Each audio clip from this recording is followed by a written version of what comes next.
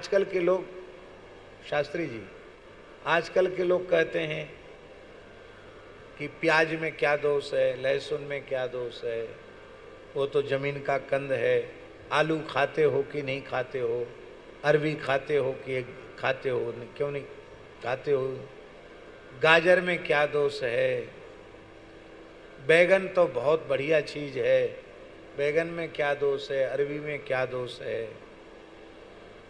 ऐसा लोग आजकल के लोग कहते हैं। और लोग तो कहते हैं महाराज प्याज लहसुन तो इतनी फायदे की चीज है, बहुत फायदेमंद है। प्याज खाने वाले उसके बड़े बड़े यश का गान करते हैं, गुणों का बखान करते हैं।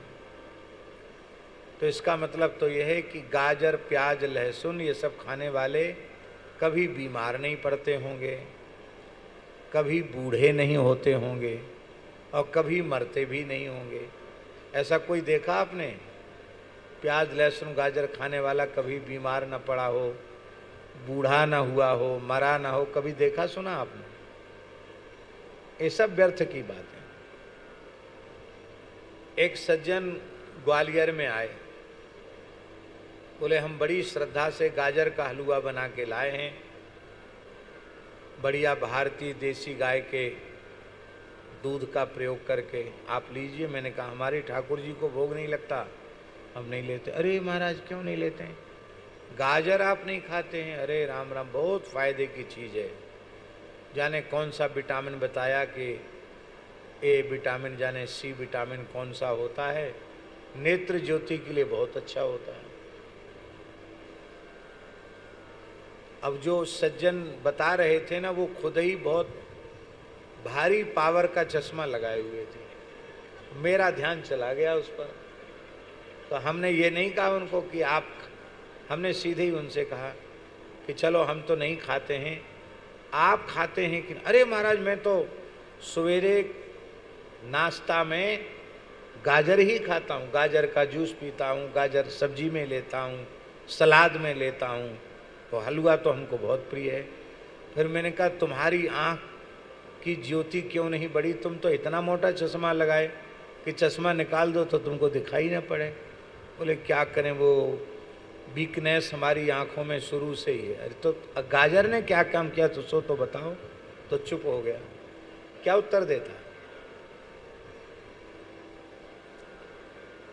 क्या दोष है?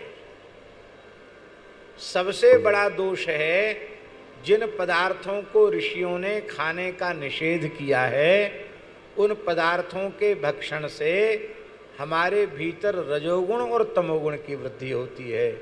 तो रजोगुण तमोगुण की वृद्धि कारक जो तत्व हैं उनको नहीं खाना चाहिए।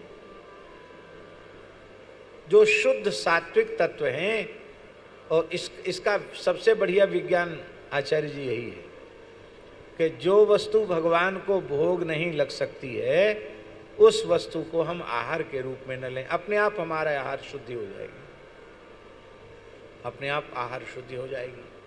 बैगन में कुछ थोड़ा सा विचार लोग रखते हैं कि श्वेत वृंताकस्य निषेधा न तो कृष्ण वृंताकस्य, ऐसा भी कहीं विवेचन किया है कि सफ़ेद बैगन का निषेध है, काले बैगन का नहीं, क्योंकि वो तो शालिग्राम जी के समान वर्ण वाला है, उसका निषेध क्यों करेंगे।